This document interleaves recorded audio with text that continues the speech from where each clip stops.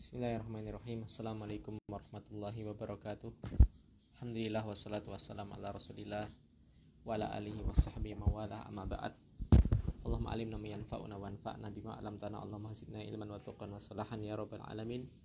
Rabbi shrah li sadri wa yassir li amri wa 'uqdatam min lisani yafqahu qawli. Amin.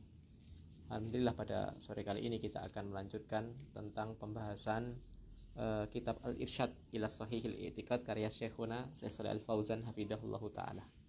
Pada pertemuan sebelumnya kita telah membaca tentang hal-hal yang bisa menjadikan perantara terjadinya kesyirikan, beserta dalil-dalilnya, dan belum selesai sebenarnya, namun kita akan lanjutkan dengan penyebutannya saja.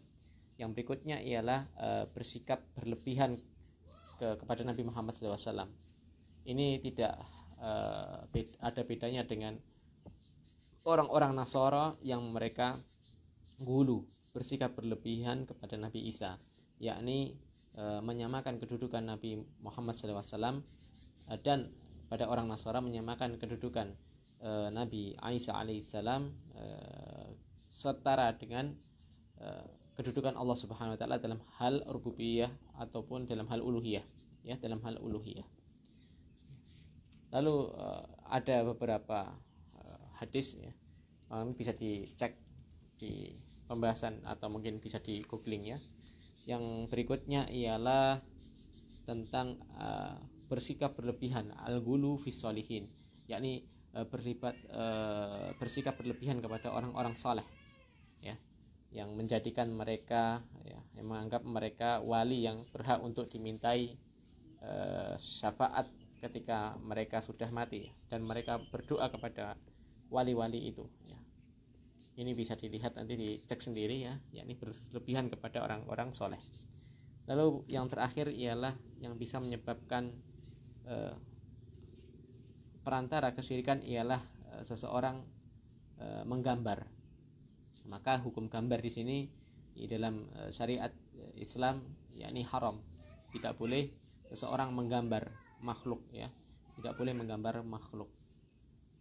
Tentu ini berbeda dengan hukum foto, walaupun sebagian ulama berbeda pendapat.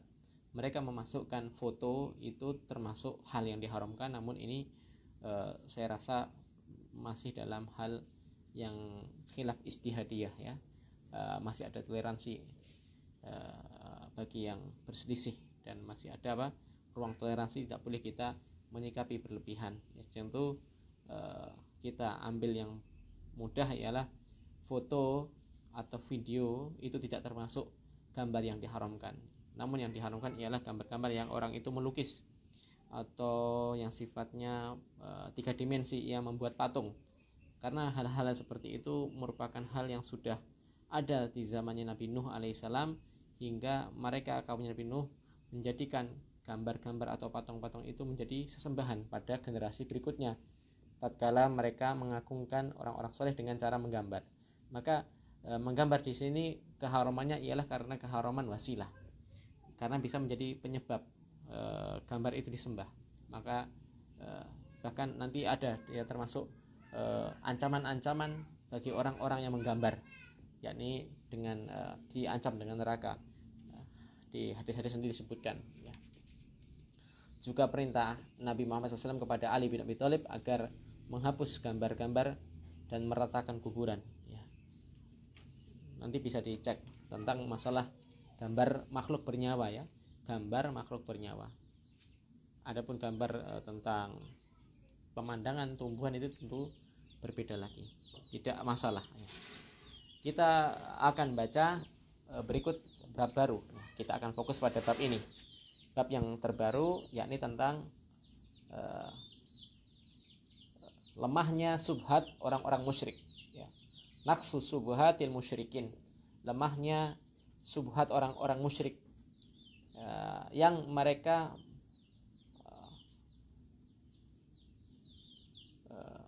berkaitan dengan syirik yang sifatnya uluhiyah, ya. Mereka akan menyampaikan subhat, dan pada kesempatan kali ini kita akan bacakan bantahan dari keterangan Syekh Shalih Al-Fauzan dalam kitabnya ini.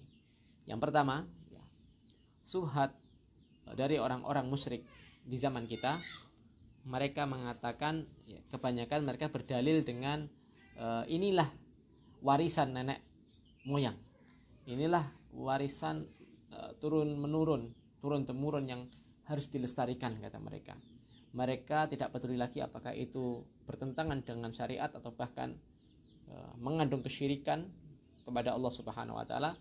Mereka hanya berdalil bahwa asalnya itu merupakan warisan leluhur mereka, dan statement-statement seperti ini sudah ada sejak zaman dulu, bahkan di umat-umat sebelumnya, yakni yang kepada mereka nabi-nabi, para rasul itu diutus, ya. Maka Allah sampaikan hal ini dalam ayat surat Az-Zukhruf ayat 23, wa kadzalika ma arsalna min qablika fi qaryatin min nadhirin illa qala mutrafuha inna wajadna aba'ana ala ummatin wa inna ala asarihim muqtadun, ya. Dan demikianlah, ya, tidaklah kami utus sebelum wahai Muhammad pada suatu negeri, ya, dari seorang nadhir, pemberi peringatan, yakni para rasul, kecuali mereka akan menjawab, kecuali yakni siapa yang menjawab, mutrafuha, orang-orang pembesar mereka, orang-orang kaya di antara mereka, akan menjawab, inna wajadna aba'ana, inilah yang kami dapati dari kakek-kakek kami, bapak-bapak kami, inilah yang kami dapati. Ala ummatin, yakni ala ummatin maknanya ialah di atas agama kakek mereka. Wa inna ala asarihi muqtadun, dan sesungguhnya atas peninggalan-peninggalan mereka kami mengikuti, yakni mengikuti agama bapak mereka.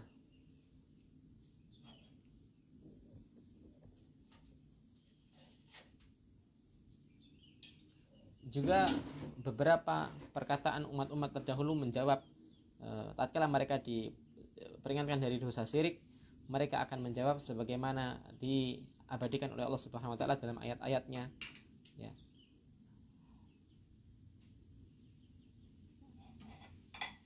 Mereka pun menjawab dalam surat Hud, atanhana anak buddha ma ya'budu abauna, ya. Apakah engkau wahai Soleh, yakni Nabi Soleh, melarang kami dari penyembahan kepada apa yang disembah bapak-bapak kita, ya. Ini sama persis dengan jawaban orang sekarang. Kenapa kalian wahai para dai yang menyeru kepada tauhid, ya, melarang apa yang sudah disembah oleh bapak-bapak kita, apa yang sudah dilestarikan oleh bapak-bapak kita? Ini kan mirip, ya. Ada yang juga menjawab dengan sebutan atau statement dalam surat Syu'ara di Allah abadikan, bal wajadna aba'ana kadzalika yaf'alun, ya. Dan bahkan kami dapati bapak-bapak kami demikianlah yang mereka perbuat, ya, dari perkara kesyirikan. Mereka seakan-akan apa? Menghalalkan sesuatu yang Allah larang hanya sekedar dengan dalil ini sudah dilakukan oleh bapak-bapak kita, kakek-kakek kita, nenek moyang kita, ya. Dan ini tentu apa? Perkara yang bukan sama sekali pembenaran dalam syariat kita, bukan hal yang dibenarkan dalam syariat kita. Itu hanya pembenaran dari mereka sendiri. Dan maka kita dapati, ya, kebanyakan orang-orang yang ahli syubhat atau ahli dolal, mereka akan kita dapati ini sunatullah. Terkadang mereka akan menjawab, membantah. Kalau mereka sudah kehabisan dalil, biasanya mereka akan mengatakan ini budaya. Ini kita dapati di zaman kita, ya, sering seperti itu.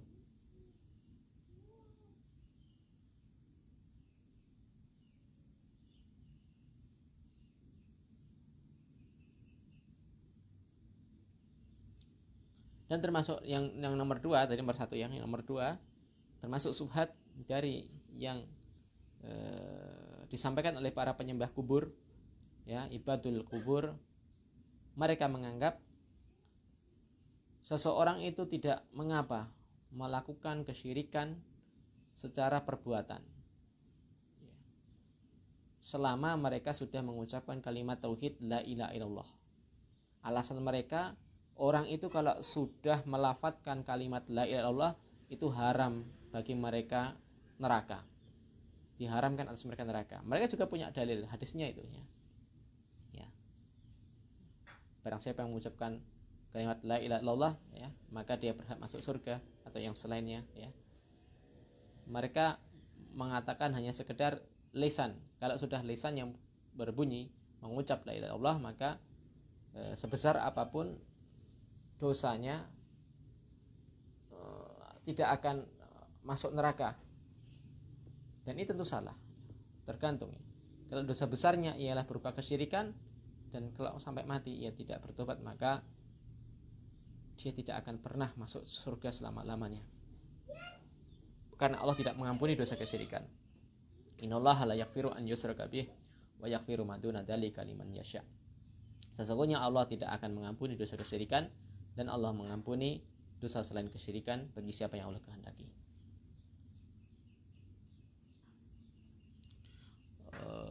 Maka ya, kata mereka, kalau orang itu sudah mengucapkan kalimat syahadatain, asyhadu an la ilaha illallah wa asyhadu anna muhammadar rasulullah, maka diharamkan atas mereka itu neraka.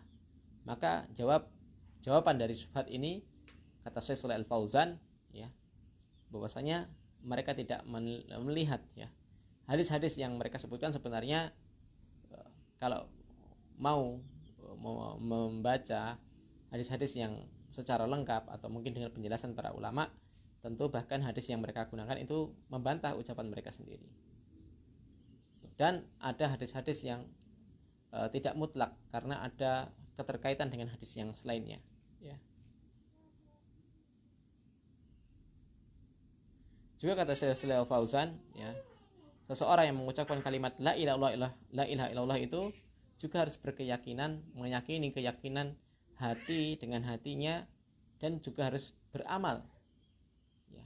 Tidak hanya sekedar dilafadzkan atau keyakinan hati, tapi juga dituntut adanya amal. Inilah yang membedakan kita dengan orang-orang murji'ah ya. Karena ada amal-amalan yang menuntut dari kalimat syahadatain yang sudah diucapkan. Demikian pula seseorang yang sudah mengucapkan syahadatain itu harus mengingkari apa yang disembah dari selain Allah ya. Sebagaimana dalam hadis Utban atau Idban dari riwayat Bukhari dan Muslim, fa inallaha harama 'alan nar man qala la ilallah yan yabtagi bidzalika wajh Allah ya. Sesungguhnya Allah Ta'ala mengharamkan atas neraka itu, yakni orang-orang yang mengucapkan kalimat la ilaha illallah dengan mengharap kalimat la ilaha itu ya, dengan mengucapkannya ia mengharapkan wajah Allah Subhanahu wa taala ya. Lalu lihat keadaan orang-orang munafik. Keadaan orang-orang munafik di zaman Nabi Muhammad SAW, walaupun sudah mengucapkan kalimat la ilaha illallah, mereka tetap disiksa di neraka, bahkan kekal di neraka, bahkan ditempatkan fi darki asfali minan nar, di neraka yang paling bawah.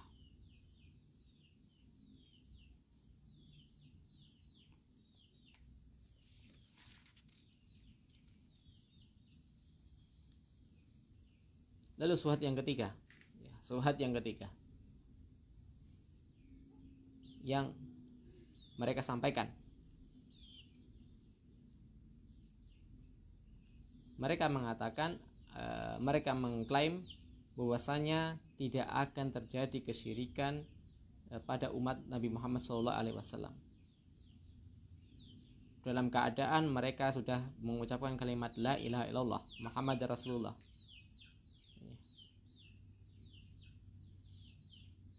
Akan tetapi ya, tatkala mereka mengatakan kalimat ini, bersamaan dengan itu mereka juga tawaf di kuburan-kuburan, mengagungkan kuburan-kuburan orang-orang saleh ya, berdoa kepada mereka ya, bukan mendoakan. Kalau mendoakan ini berbeda bab ya.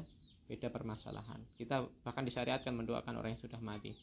Ini bahkan apa? Meminta berdoa kepada orang yang sudah mati.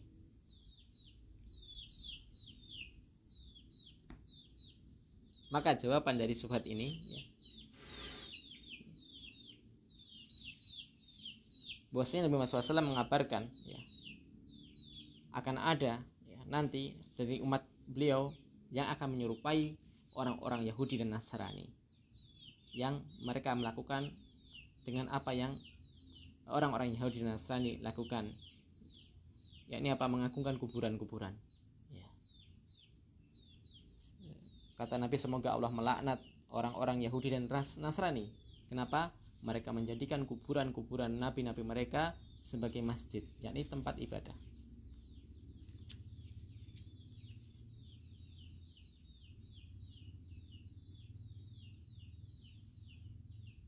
Bahkan Nabi Muhammad SAW juga mengabarkan tidak akan tegak hari kiamat sampai dari umat beliau nanti apa?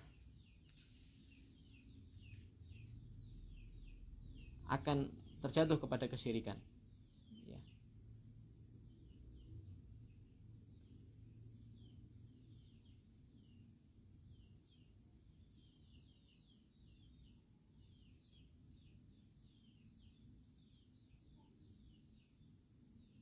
Lalu syubhat yang keempat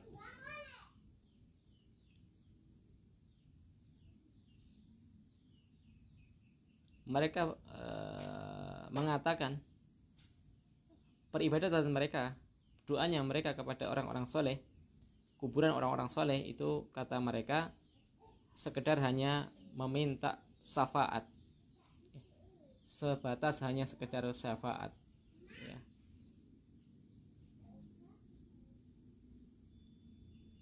Mereka mengatakan kami tidak meminta agar hajat-hajat kami dipenuhi, tidak, akan tapi hanya sekedar meminta syafaat kepada mereka, karena mereka memiliki makanah, memiliki kedudukan di sisi Allah Subhanahu wa taala. Dan kami, kata mereka ya, mengharap dengan kemuliaan mereka ya, syafaat mereka. Maka ya, jawaban dari syubhat mereka ialah hal yang semacam ini tidak jauh beda, bahkan sama persis dengan perkataan orang-orang musyrikin Quraisy di zaman Nabi Muhammad SAW. Mereka ketika saat itu juga menjadikan orang-orang soleh itu dibuatkan patung-patung, berhala-berhala yang dulunya patung orang soleh. Lalu mereka berdoa kepada patung-patung berhala-berhala itu. Ketika ditanya oleh Nabi, jawaban mereka sama. Mereka Allah Ta'ala mengabadikan dalam surat Yunus, wa ya'buduna min dunillahi ma la yadurruhum wa la yanfa'uhum wa yaquluna haula'i syufa'auna indallah. Mereka beribadah dari selain Allah atau dari sesembahan-sesembahan selain Allah, sesuatu yang sesembahan itu yang tidak bisa memberikan mudarat kepada mereka, tidak pula bisa memberi manfaat kepada mereka. Lalu mereka berdalih mengatakan mereka itu hanyalah pemberi syafaat di sisi kami ya. Maka kita jawab ya, syafaat itu merupakan perkara yang benar. Bahkan termasuk akidah Ahlussunnati wal Jamaah meyakini adanya syafaat.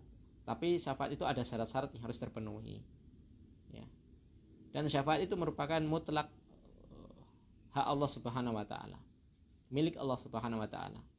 Allah Taala berfirman dalam surat Zumar ayat 44, "Qulillahi syafa'atu jami'an." Ya. Katakan milik Allah lah semua syafaat itu. Ya. Maka setiap orang yang mau memberi syafaat harus diizinkan oleh Allah Subhanahu wa taala. Tentu yang namanya orang yang diberi izin oleh Allah Subhanahu wa taala ini adalah orang-orang soleh ya. Bukan orang-orang yang fajir, bukan orang fasik. Berikut, orang yang meminta syafaat pun juga harus orang-orang yang beriman. Adapun orang yang tidak beriman, maka tidak akan pernah mendapatkan itu syafaat.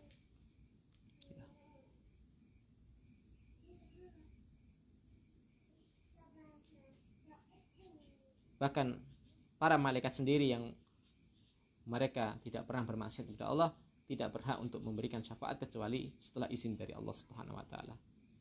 Wa kam min malakin fis samawati la tughni syafa'atuhum syai'an illa min ba'di an ya'danallahu liman yasha'u wa yarda. Dalam surat An-Najm ayat 26. Ya, berapa dari jumlah malaikat-malaikat di langit-langit, ya, mereka tidak bisa mencukupi. La tughni, ya, mereka tidak bisa mencukupi dari syafaat-syafaat mereka, yakni orang-orang yang meminta syafaat syai'an sedikit pun, kecuali setelah mendapatkan izin dari Allah Subhanahu wa taala, dan juga ini termasuk liman yasha'u wa yarda, bagi orang-orang yang Allah kehendaki dan Allah ridho. Jadi syaratnya harus ada keridhaan dari Allah Subhanahu wa taala, baik dari sisi pemberi syafaat ataupun orang yang meminta syafaat. Tentu yang namanya kesyirikan selama-lamanya tidak akan pernah diridhoi oleh Allah Subhanahu wa taala. Lalu subhat yang terakhir dari pembahasan kita, mereka mengatakan sesungguhnya para wali-wali Allah, orang-orang soleh, mereka memiliki kedudukan di sisi Allah, ya, mereka memiliki jah, memiliki kemuliaan. Maka mereka beralasan inilah yang menjadikan mereka menyembah atau berdoa, ya. Kalau dikatakan menyembah mereka nggak mau, ya, berdoa, ya. Mereka berdoa kepada para wali itu.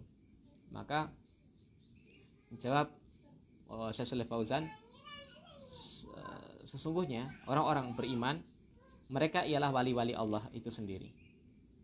Akan tetapi tidak boleh seseorang itu memberikan stempel wali-wali Allah kepada pihak-pihak tertentu, ya, fulan itu wali Allah, ya, kecuali harus ada dalil dari kitab dan sunnah, ya. Sebagaimana Allah memberikan stempel wali kepada para sahabat pada umumnya, atau terkadang Allah memberikan lewat Rasul, lewat lisan Rasul Sallallahu Alaihi Wasallam, memberikan kedudukan yang tinggi dari wali-wali Allah kepada Abu Bakar As-Siddiq, Umar bin Khattab, Utsman bin Affan, Ali bin Abi Thalib, atau sahabat-sahabat yang lain. Mereka ialah semuanya wali-wali Allah dan para sahabat semuanya. Allah ridho kepada mereka dan mereka ridho kepada Allah. Mereka adalah wali-wali Allah, ya. Maka tidak boleh seseorang menetapkan seseorang itu wali Allah, ya. Tidak boleh menjazm, tidak boleh mengklaim secara pasti, ya.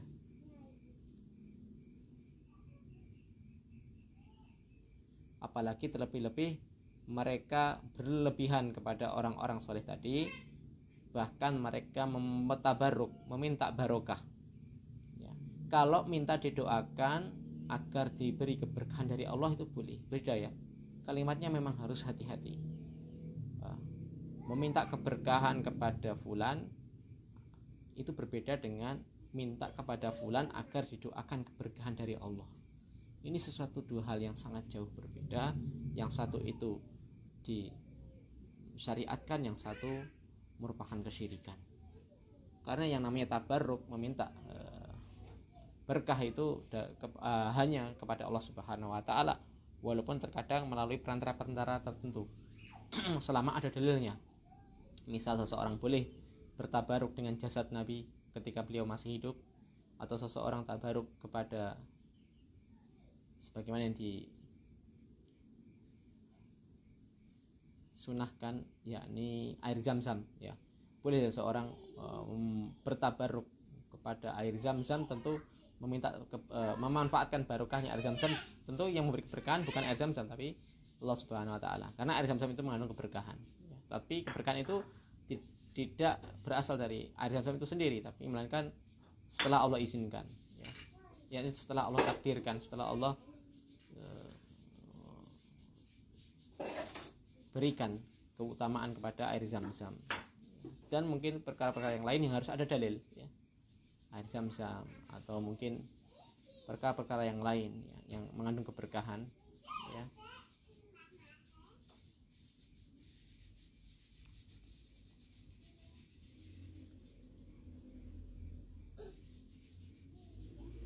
tidak boleh seseorang itu berbuat syirik, berbuat berlebihan, meminta barokah kepada para wali, li'anna dzalika min wasail syirik, dikarenakan semua itu merupakan perkara-perkara yang bisa menghantarkan kepada kesyirikan. Wallahu amara nabi du'aihi mubasyaratan. Bahkan Allah Ta'ala memerintahkan kepada kita agar kita berdoa secara langsung, meminta langsung kepada Allah Subhanahu wa Ta'ala. Dunati khat wasaiti bainana wa bainahu. Tidak boleh menjadikan perantara antara kita dengan Allah itu suatu perantara. Wali ana adahu wa ta'lil alladhi allala bihi al-musyrikun. Bahkan perkara ini merupakan sebab inti terjatuhnya orang-orang muslim kepada kesalahan yang besar, ya, dari sebelum kita. Annahum ittakhadhu haula'i syufa'a wasaito wa wasaito bainahum wa bainallah. Mereka menjadikan orang-orang soleh sebagai pemberi syafaat dan perantara antara dia dengan Allah. Yas'alunallaha bijahihim wa qarrabihim fa ankaru alaihim dzalik. Mereka meminta kepada Allah dengan jah mereka, kemuliaan mereka, kedudukan mereka, ya, dan kedekatan mereka kepada Allah Subhanahu wa taala, fa ankaru alaihim dzalika. Maka Allah Ta'ala mengingkari hal itu. Itu ya. Jadi itulah yang subhat-subhat orang-orang musyrik. Dan dijawab secara tegas oleh Syekh Shalih Al-Fauzan. Semoga Allah Ta'ala, ya, memberikan manfaat dari pembacaan kitab ini. Semoga bisa diamalkan dan semoga, ya, Allah menyelamatkan hati kita dari penyakit kesyirikan, menyelamatkan kita dari segala subhat orang-orang ahli subhat, ahli dolal, wa ahli syirk. Subhanaka wa bihamdika asyhadu an la ilaha illa anta astaghfiruka wa atubu ilaik. Subhanaka wa bihamdika wa sallallahu alaihi Muhammadin wa ala alihi wasallam. Assalamualaikum warahmatullahi wabarakatuh.